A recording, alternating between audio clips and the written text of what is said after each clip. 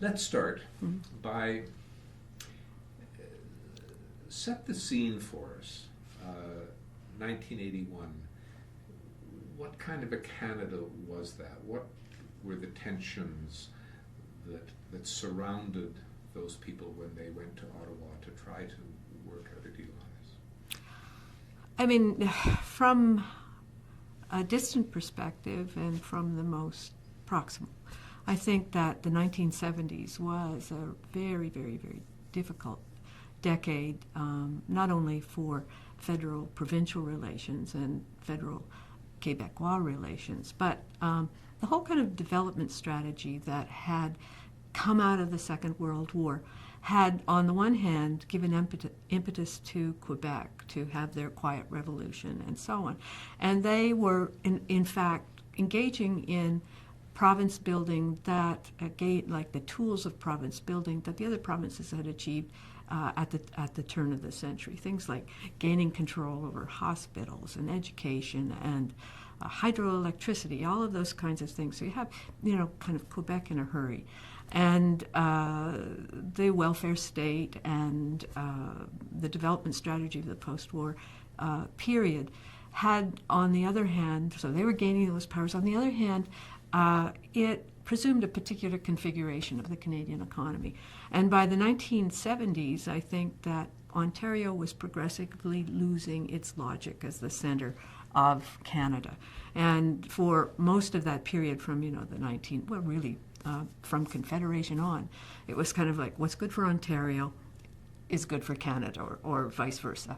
By the 1970s, and particularly the oil shocks, you had a number of provinces that were saying that this kind of arrangement, this federal-provincial arrangement that was set down in the British North America Act, although there had been adjustments after the war to set down the welfare state in terms of cost-sharing programs and so on, as the cost of those programs grew, the federal government, was beginning to back away and say, I don't know whether we can afford all these things. But the provinces were also saying, we want to use the money that we have for our own agendas. So you had both Quebec saying, I want more power so that I can realize the province that the other provinces became long before us, and especially one that was tailored to Quebec's aspirations for, a national distinct society within Canada. And then you had increasingly rich provinces, particularly Alberta, saying, we're generating all this money. We're no longer dependent. We have visions of our own to be, the center of economic growth in Canada. So those are the far background where you have pressures both from the resource provinces and Quebec for different reasons saying, give us more federal power. So, that's one of the tensions, the huge tensions that built up. You can just progressively see the articulation of the provinces from the constitutional conferences when Trudeau first got into politics, the 67 conference when he was Justice Minister, to 1981, where this position about, the federal government should be giving us more power because, importantly, the federal government was no longer delivering the goods. If you remember, in the 1970s, what we had was stagflation. And what stagflation showed in particular was that the governing tools of the post-war period, Keynesianism, no longer worked. And it no longer worked because Canada was now so much more integrated in the global economy that when we began to get oil shocks from OPEC or from the Iranian Revolution, we couldn't control the cost. And so all of these things were coming together, and in the kind of unraveling of the post-war development strategy, of course, other provinces were standing up and saying, we want to kind of take control of our own ship. By the way, social policy is a provincial jurisdiction. By the way, resource policy is a provincial area. And this was obviously, too, one of the most immediate backdrops, and speaking from Alberta, was the national energy policy. This was seen as a massive assault on the capacity of Western provinces to, in fact, pull themselves by their own bootstraps and compete with Ontario in the centre for, in a sense, I'm using this word very loosely, self-determination, or at least constructing a Western centre of economic power, which they felt had been denied them with some good reason since they entered Confederation. And I guess you have, I mean, in nearly 2 ghosts in the room. In November, you have the NEP, Mm-hmm. and then you have the referendum in Quebec. Mm-hmm. I mean, there must have been a very kind of at least conscious emotional legacy to those 2 events between the Prime Minister and the Premiers. We're all too polite at this conference probably to talk about the animosities that were underlying that conferences, and they were profound. I mean, René Lévesque and Trudeau had a grudging respect for one another, but I mean, Trudeau brushed René Lévesque off in kind of an aristocratic class way. And I don't know whether I can say this on camera, but I mean, Lévesque's favorite nickname for Trudeau was that GDSOB. And all of the premiers at that conference also felt that Trudeau was that GDSOB. And Trudeau's disdain for the premiers was that they were kind of, provincial used car salesmen that were greedy and couldn't see, the big picture. So, I mean, the amount of animosity that was percolating under there, Trudeau created a lot of enemies over his period in power, but he also wrangled a lot of interpersonal I think insecurities, because he was steely-eyed and smart and articulate, and it was hard to compete. So at the interpersonal level, there was all of that going on. And then with the national energy policy, and I think people forget that, in a sense, the national energy policy was precisely this kind of last dying out of the Ontario versus the central provinces, because the federal government had been put in a real fiscal box through the 1970s with the oil crises. They needed to generate money. They had the rusting of Ontario. Deindustrialization had begun to occur. And in the 1980 federal budget, there was this kind of hysteria, or at least enthusiasm, and McKechnie's budget says, at last, we're at a point where all the regions of Canada can be prosperous. And what the national energy policy, and why Ontario thought, well, this is a very fine idea, would be to move oil activity to the north, where the federal government would get the oil rents or the resource rents, take that money, reinvest it in the dying industries in Ontario, so that they could, like Hamilton could build Hibernia platforms, and Nova Scotia was looking at oil, Newfoundland was looking at oil, and but for Alberta, capital doesn't have any kind of geographic or provincial loyalties. They saw the tax incentives. They immediately moved to the north, and there was essentially a mini recession that was put into Alberta almost immediately. I think there's estimates that per capita decline in income was about $18,000 per person. So it was a collapse. So that was a stinging kind of thing. But that was that kind of alliance between what's good for Ontario is good for Canada kind of thing. And it was in a sense the final straw, because Alberta was saying, no, actually what's good for Alberta is also good for Canada.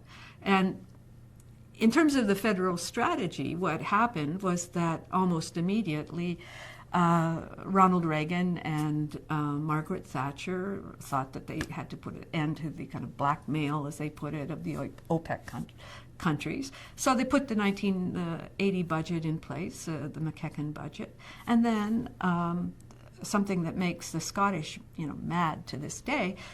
Margaret Thatcher just simply drained the North Sea oils into the international economy. Oil prices busted. Trudeau threw up his hands and said, we have nothing left. And that was then the beginning of the Macdonald Commission on the economic prospects for Canada and ultimately free trade. So everything was kind of upset and in disruption. And in relation to the referendum, I think that for Trudeau, it was an ideal point because, in fact, Lévesque had lost so much political currency. If Lévesque had gone into a similar meeting after the 1995 referendum, when we had less than 1%, I think that there would have been a lot more movement from the other provinces in terms of making some sort of recognition for the special status of Quebec. What had happened in 1971, Bourassa had achieved a veto along with Ontario, so it was still that kind of center periphery notion of Canada. But the other premiers were willing to give those two center provinces a veto. Very quickly after, that kind of notion of center periphery notion of Canada undid itself, and it did itself through international oil crises and so on. But soon after that, BC said, well, I think there should be another region here, and that should be BC. By the mid-1970s, when, Alberta's pockets were beginning to fill with money oil, they said, not a fifth region, all provinces should have a veto. And so Lévesque was weakened, absolutely, by the immediate defeat, and because it was a fairly substantial defeat. But it's also the case that the political economy had changed so much during the 1970s that I don't think, unless there was that kind of notion of crisis, we just missed succession referendum by less than 1%, I don't think that the premiers at that point would have conceded to a special veto for Quebec at that point. So I think, Lévesque was weakened on the one hand. On the other hand, the broader kind of flow of forces within Confederation wouldn't have given it to him anyhow. Yeah, it's interesting talking to John Buchanan. He, being, from that older generation we were chatting about earlier, Mm-hmm. You sensed, I've heard him, with Lougheed, where Lougheed stays firm. Lévesque had no intentions of really dealing with this.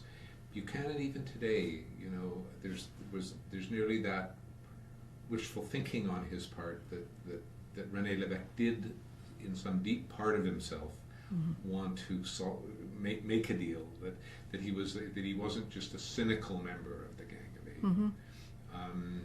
And I guess that's one of the fascinating Canadian questions. Yeah, it's what if questions.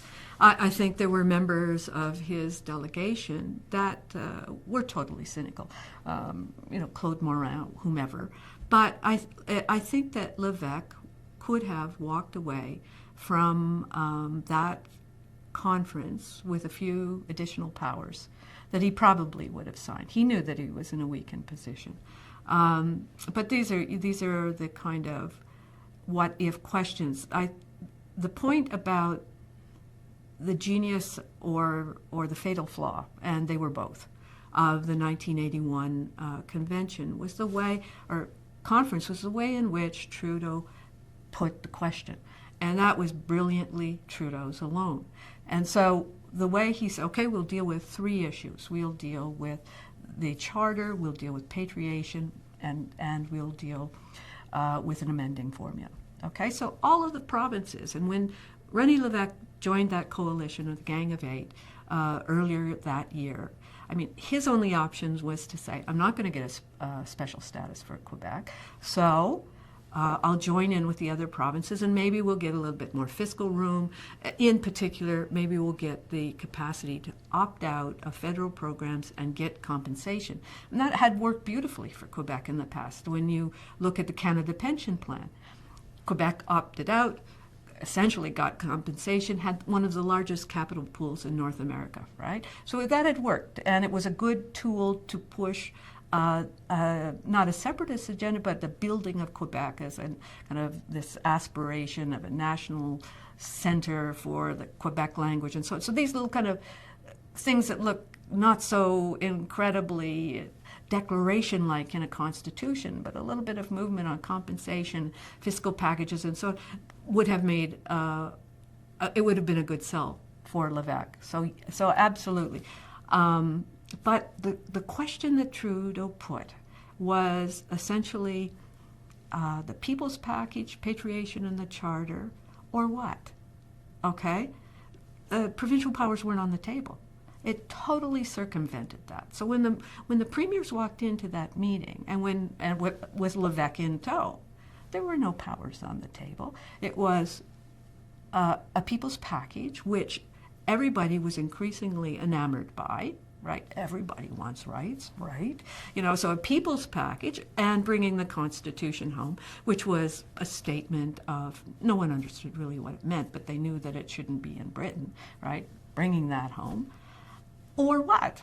What was on the other side? Well, I mean, the premier said, oh, it's a federal power grab, and it insults our tradition of parliamentary democracy, and, oh, it's going to give the power to elected judges and so on. But all of those premiers, Lévesque included, who went into that meeting hoping that they might get a little bit more jurisdictional power, were shadowboxing with federal power.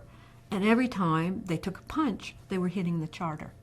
And they just could not win in that regard. I mean, it was in terms of public opinion, they couldn't go home and say, especially when a lot of those provinces already had a Bill of Rights, go home and say, no, I've been acting on your behalf. I've decided to keep it in Great Britain, and by the way, this will trump your rights claims. So, yeah, it was.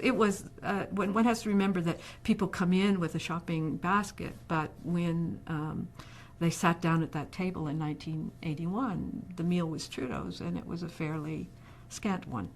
Yeah. Let's come back to Trudeau a little bit. The driving forces in his own history, Duplessis, the Quebec he'd grown up in, did this make him a formidable person to be dealing with? In terms of just the fact that his agenda seems to be a very emotional one. Nearly, it's not just a very bright man. Could you just talk a little bit about what drove him? It's funny, because when Alan Blakeney reflects on this, and a few months before his death, and he said that he thought that the Duplessis experience was what had driven Trudeau throughout his career. He was part of a generation. As a young man, he was in Nazi Germany. He saw the impact of kind of populist right-wing nationalism.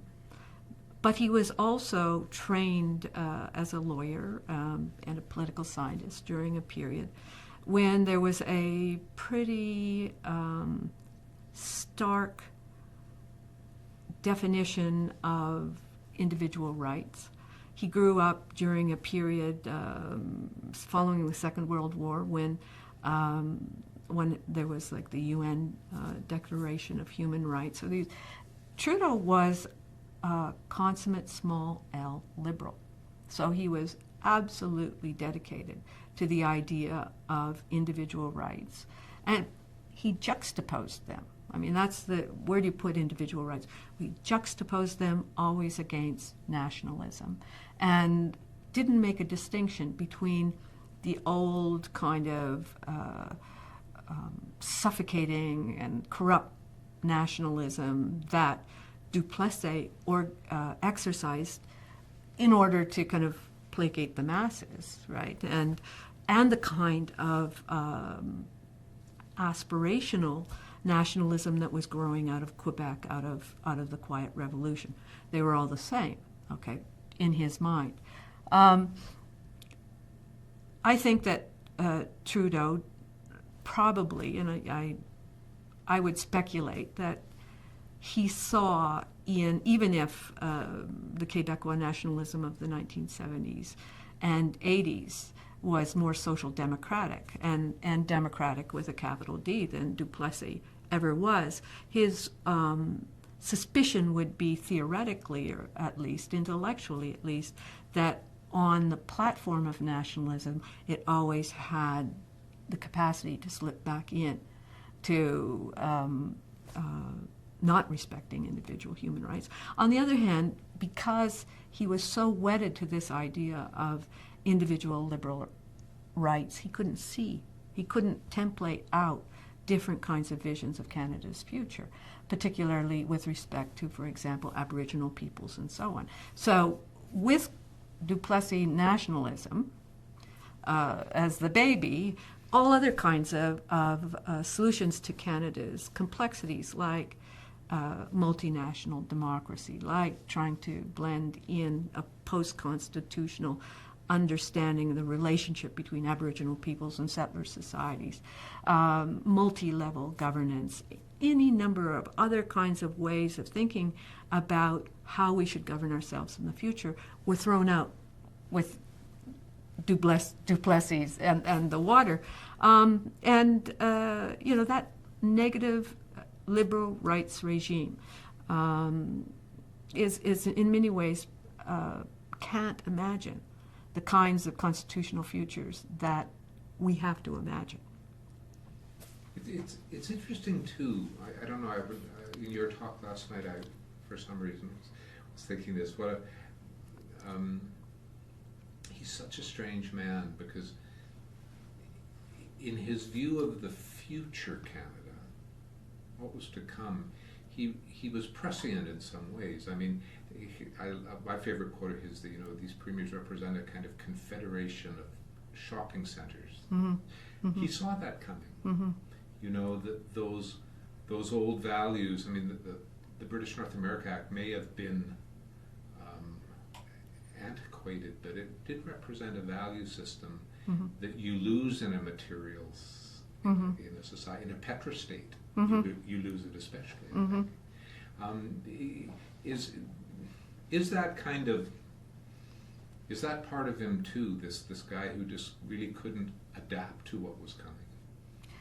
Well, we're all products of our own time, and in a sense, we become committed to ideas. I mean, the notion of, in a country that did not have an entrenched Charter of Rights, the idea of being able to make claims against the state, not to interfere, right, to give equality to certain groups, but largely, not freedom of speech, votes. These are all kind of negative rights. These are all good things, and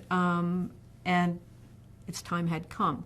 I often think that when Diefenbaker brought in the Canadian Bill of Rights, he was responding at the optimal point for the introduction of a charter in Canada. This is coming out of the post-war period. It's UN declarations and so on. So, as so often the case, and I think it has to do with, all the kinds of obstacles in Canadian politics, we come to kind of crystallize and build the building precisely when the foundations are falling apart, right? And so with the charter coming in and this, what was underlying the charter, this notion of pan-Canadian nationalism, which would have embedded itself so differently in the period, let's say, when we were establishing a national anthem, a new flag, Canadians. So that whole kind of building up of English Canadian nationalism, if a bill had of rights with the protection of minority language rights, importantly, at that time, it would have embedded entirely differently. But when it came, it came right at the end of, I think, that, period of English, that kind of growth of English Canadian nationalism.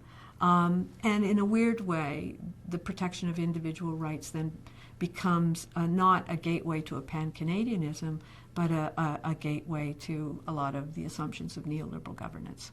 Okay, so that we become the individual of the market, and our rights are protected in that regard, right? And the corporation becomes an individual that can make claims on the state.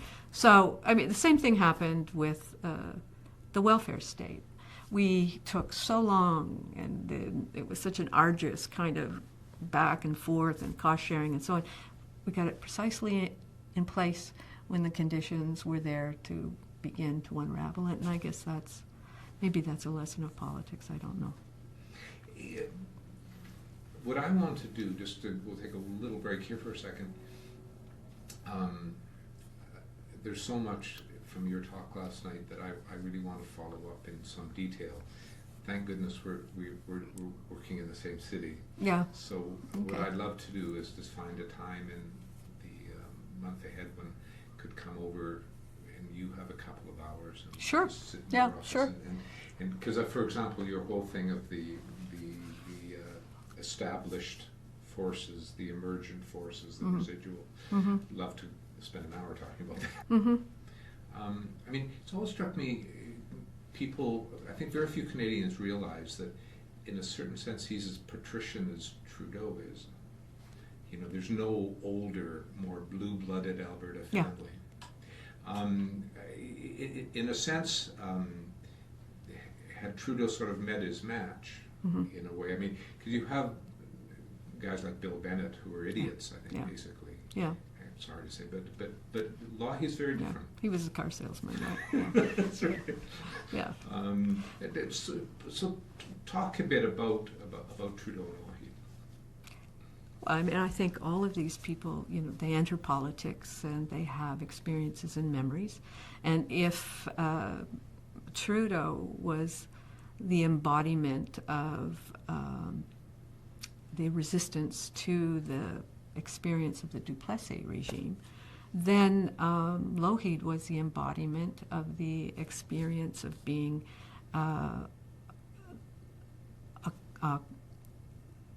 in a province that was an internal colony. The relationship between central Canada and the West from the beginning. Alberta came into Confederation in 1905, but didn't get control over its natural resources till 1930. For all of that period, they had to pay Canadian tariffs rather than buy their agricultural equipment. The freight rates were biased against any kind of secondary processing here in all of the western provinces. The Ottawa line, which, first, the discovery of oil and the central government and central Canadian banks saying, we're not interested, we can get our oil cheaply from Venezuela. All that is a whole kind of historical memory that